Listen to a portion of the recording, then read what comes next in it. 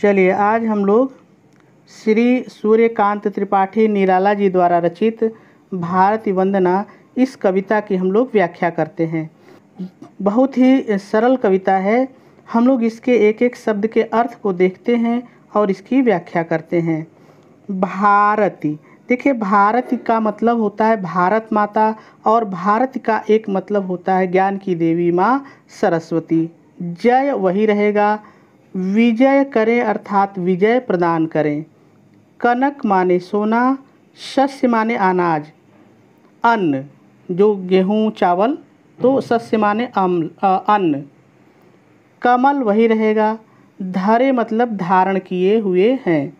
तो देखिए यहाँ पर एक चीज़ आप पहले समझ लीजिए कि कविता के अर्थ को निकालने के लिए हम लाइनों को कभी कभी ऊपर नीचे करते हैं, शब्दों को आगे पीछे करते हैं और बहुत चीज़ें अपनी तरफ से भी जोड़ते हैं। अब जैसे यहाँ पे अर्थ निकालना है तो हम पहले इस लाइन के अर्थ को निकालेंगे, अपने से जोड़ेंगे। जिनके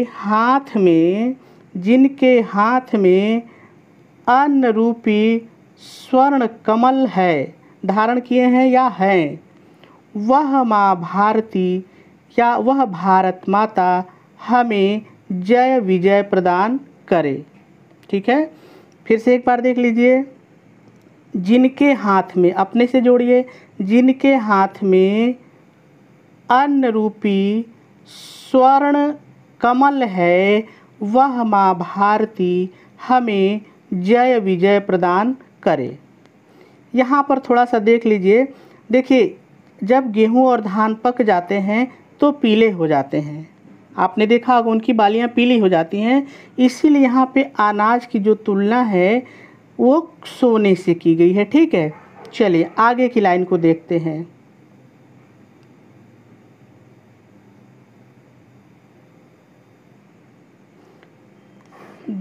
देखिए लंका देश है, पद तल दो शब्दों से मिलकर बना है। पद माने पैर और तल माने नीचे, तो पद तल का मतलब होता है पैरों के नीचे। सत माने होता है सैकड़ों और दल माने होता है पंखुड़ियाँ, तो सतदल माने सैकड़ों पंखुड़ियों वाला। कौन? कमल। देखिए ये कमल हम अपने से जोड़ रहे हैं, इसमें वो छिपा हुआ है, तो सतदल का मतलब सैकड़ों पंखुड़ियों वाला कमल। गर्जित ओर्मी, देखिए गर्जित ओर्मी दो शब्दों से मिलकर बना है, गर्जित और ओर्मी। तो गर्जित का मतलब होता है गरजना और ओर्मी का मतलब होता है लहर। किसकी लहर? सागर की। ठीक है, तो गर्जित ओर्मी का मतलब होता है लहरों की गर्जना। सागर जल माने समुद्र का जल। धोता वही रहेगा धोना, आप जानते हैं। शुचि माने पवित्र, चरण माने पैर, युगल माने दोनों। चलिए अगली लाइन भी देख लेते हैं। स्तव, स्तव माने वंदना या स्तुति, कर माने करना, बहु अर्थ भरे मतलब बहुत प्रकार से। ठीक है, हम इस चारों लाइन की व्याख्या आपको समझाएं। इसके पहले थोड़ा सा आप तुलनात्मक रूप से देखिए कवि क्या कह रहा है। देखिए यहाँ पर आप सरस्वती माँ के नीचे देख रहे हैं कि सैकड़ों पंखुड़ियों वाले कमल पर वो विराजमान है, उनके नीचे कमल है। तो कवि यहाँ पर भारत की तुलना भी माँ सरस्वती से कह रहा है कि देखिए यहाँ पे भारत के नीचे श्रीलंका स्थित है, तो इसको कवि ने सैकड़ों पंखुड़ियों वाले कमल की तरह मान लिया है। ठीक है, अब देखिए यहाँ पे चारों तरफ सागर है जो भारत माता के पैरों को धो रहा है, और यहाँ कमल के नीचे भी जो है सागर है जो माँ सरस्वती के पैरों को धो रहा है। तो यहाँ पर यही माँ सरस्वती से भारत माता की तुलना जो है कवि है बहुत ही सुंदर ढंग से किया है। तो आइए हम अब इसका अर्थ आपको समझाते हैं। लंका पतदल सतदल, जिनके पैरों के नीचे, अब आप अपने से जोड़िए, जिनके पैरों के नीचे सैकड़ों पंखुड़ियों वाला लंका विराजमान है। सागर की लहरें, इसको अभी छोड़े रहिए, देखिए इसको छोड़े रहिए अभी। ठीक है, सागर की लहरें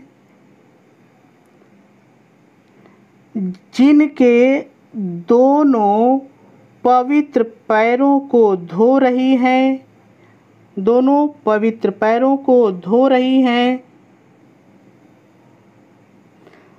सागर की लहरों की गर्जना, आप इसको ले लीजिए, सागर के लहरों की गर्जना जिसकी स्तुति बहुत प्रकार से कर रही हैं, वह माँ भारती हमें जय विजय प्रदान करे। जो पहली लाइन थी उसको हर 4 लाइन के बाद आप बोलेंगे, वह माँ भारती हमें जय विजय प्रदान करे।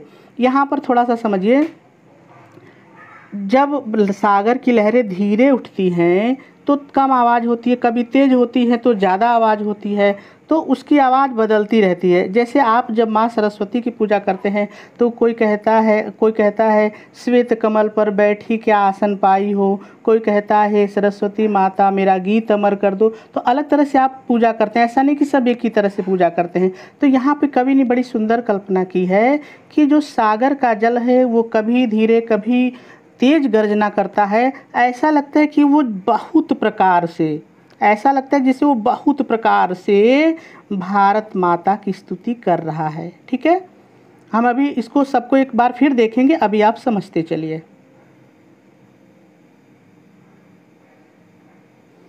चलिए इस लाइन को देखिए। तरु माने होता है पेड़ पौधे, तृण माने होता है घास, वन माने जंगल, लता माने लताएं, यानी वन लता माने जंगल की लताएं, वसन माने होता है कपड़ा, वस्त्र। तो आपने देखा होगा कि माँ सरस्वती सफ़ेद वस्त्र धारण करती हैं। तो यहाँ पर कवि सरस्वती माता से ही भारत माता की तुलना कर रहा है, वो हम अभी देखेंगे। पहले एक एक शब्द का अर्थ देख लेते हैं। अंचल माने आंचल, आप देखते होंगे कि महिलाएं जब साड़ी पहनती हैं तो आंचल होता है, तो अंचल माने आंचल में वही रहेगा। खचित, खचित माने होता है बेल बूटा, या जिसको आप कढ़ाई बोलते हैं ना, साड़ियों में रहती है।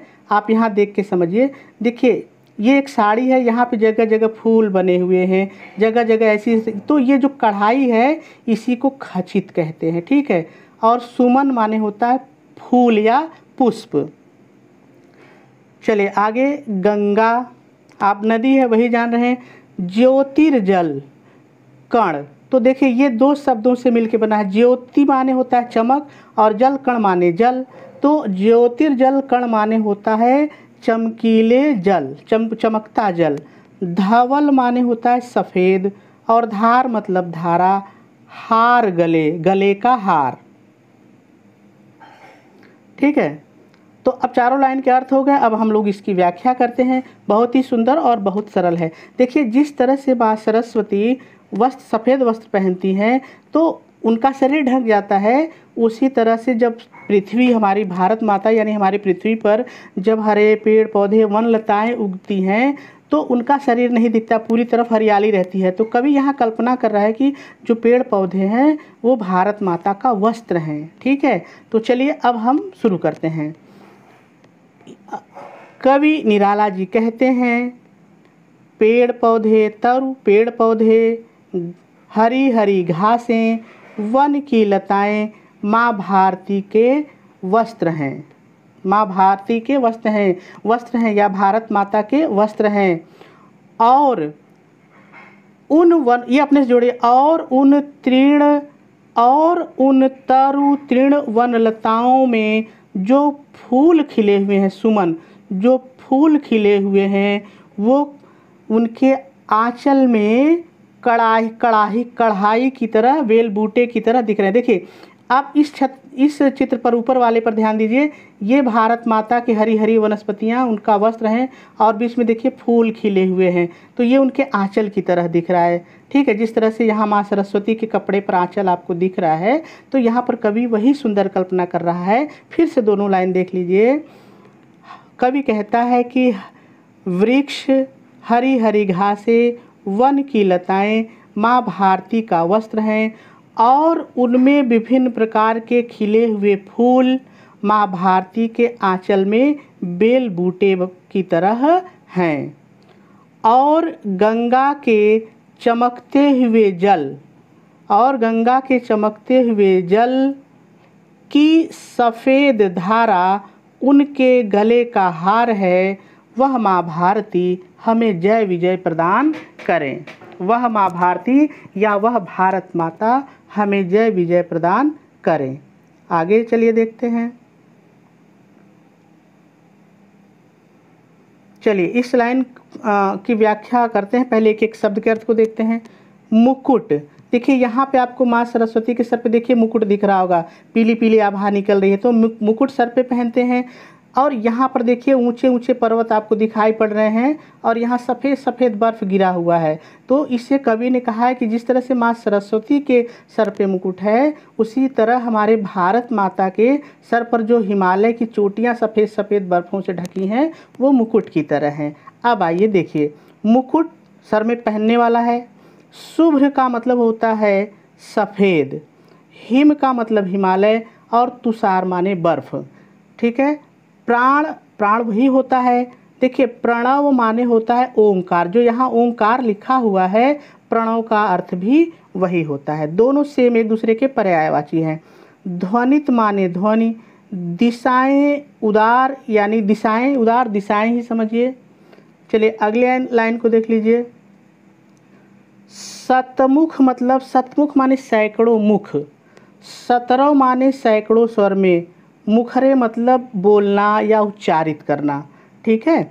अब आइए इसके अर्थ को देखते हैं। महाप्राण कवि निराला जी कहते हैं बर्फ सफ़ेद बर्फ शुभ्र, इसको पहले कर लीजिए। सफ़ेद बर्फ से ढकी हिमालय की चोटियाँ भारत माता के मुकुट की तरह हैं और ओंकार की ध्वनि उनमें प्राणों का संचार करती है। अब यहाँ पर जरा सा सुन लीजिए। देखिए हिमालय पर्वत है और हिमालय पर्वत पर बहुत सारे ऋषि मुनि तपस्या करने जाते हैं, तो वहाँ पर वो ओंकार का उच्चारण करते हैं, ओम ऐसे उच्चारण करते हैं, मंत्र पढ़ते हैं। तो कवि ने यहाँ पर वही कल्पना की है कि भारत माता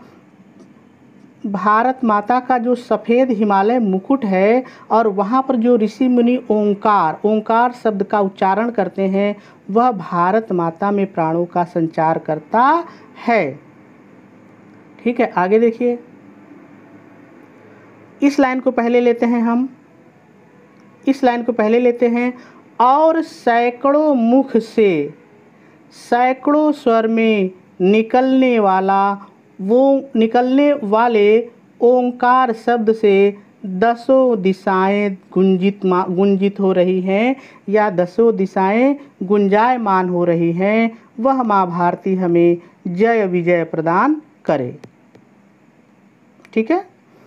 अब जल्दी जल्दी में सारे जो लाइनें हैं उनका अर्थ एक बार आपको फिर से बताने का प्रयास करता हूँ। आइए देखते हैं।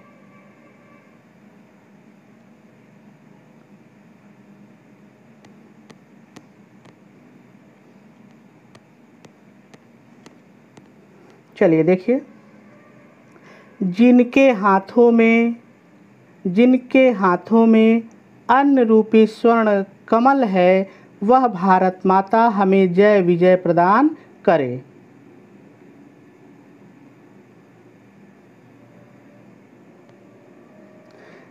जिसके नीचे सैकड़ों पंखुड़ियों वाले कमल की तरह लंका विराजमान है, जिनके पैरों के नीचे सैकड़ों पंखुड़ियों वाला लंका विराजमान है। सागर का जल जिनके पवित्र दोनों पैरों को धोता है। सागर में उठने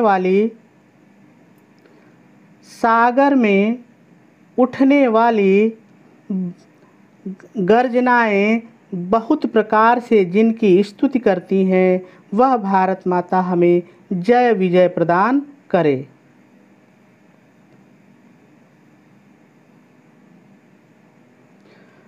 पेड़ पौधे, हरी हरी घासें, वन की लताएं जिनका वस्त्र हैं और विभिन्न पेड़ पौधे, घास, वन और लताओं में जो खिले हुए फूल हैं, जिनके आंचल में बेलबूटे की तरह हैं और गंगा की चमकती हुई सफ़ेद सफ़ेद धारा जिनके गले का हार है वह माँ भारती या वह भारत माता हमें जय विजय प्रदान करे।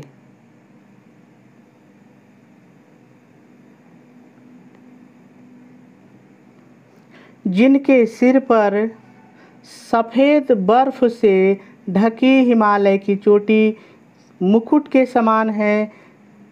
ओंकार शब्द जिनमें प्राणों का संचार करता है।